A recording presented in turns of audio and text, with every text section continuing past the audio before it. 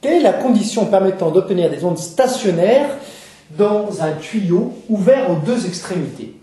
Alors, on regardera sur le logiciel de M. Gazbois, on verra que à ce moment-là, la première fréquence permettant d'obtenir des ondes stationnaires est une fréquence telle que au point A et au point B, on a un maximum d'amplitude et ces deux couches d'air, au point A et au point B, vibrent en opposition de phase.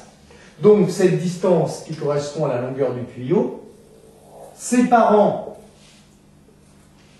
deux points qui vibrent en opposition de phase, distance minimale, est égale évidemment à une demi-longueur d'onde. Évidemment, on obtiendra à nouveau des ondes stationnaires pour L égale 2 fois lambda sur 2 et en généralisant L égale N fois lambda sur 2. Qu'est-ce qu'on peut trouver également à partir de cette formule? Eh bien, les fréquences du vibreur permettant d'obtenir des ondes stationnaires. Eh bien, pour faire apparaître la fréquence du vibreur, tout simplement, on va remplacer lambda par la célérité de l'onde, généralement 340 mètres par seconde, c'est l'onde sonore, fois t sur 2, t étant égal à 1 sur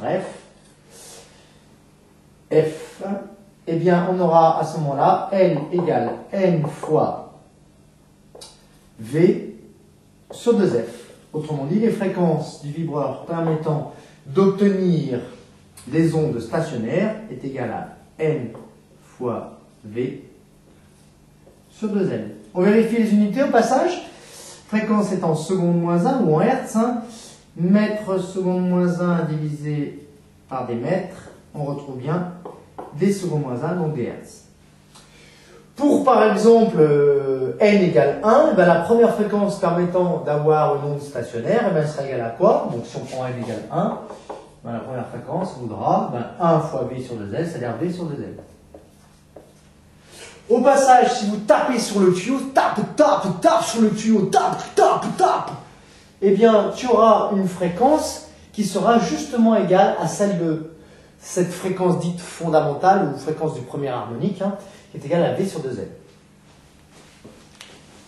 Donc, juste une précision, évidemment, si ici on a ce qu'on appelle des ventres d'amplitude, c'est-à-dire un maximum d'amplitude des couches d'air, entre deux ventres d'amplitude, on a forcément au point C ce qu'on appelle un nœud d'amplitude.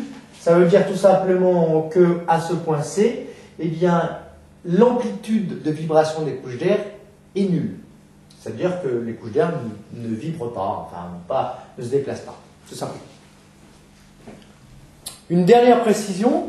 Pourquoi est-ce qu'on a des ventres d'amplitude aux deux extrémités ouvertes? Si c'est ouvert, c'est justement à cet endroit-là déjà qu'il y a le haut-parleur. Et si c'est ouvert, c'est à cet endroit-là, évidemment, que les couches d'air peuvent se déplacer le plus facilement avec un maximum d'amplitude. Si on mettait ici un obstacle, à ce moment-là, évidemment, on aurait non pas un ventre d'amplitude des couches d'air, mais un nœud d'amplitude. C'est-à-dire que les couches d'air, elles ne pourraient pas se déplacer, évidemment, puisqu'il y aura un obstacle, tout simplement. Bien, comment seraient répartis les ventres et les nœuds d'amplitude pour des fréquences différentes de la fréquence du fondamental? Première fréquence la plus faible permettant d'obtenir des ondes stationnaires. On a vu que dans le cas où la fréquence est égale à la fréquence fondamentale, c'est-à-dire petit n égale 1, eh bien, la fréquence est égale à la célérité des ondes sonores dans le tube divisé par 2L.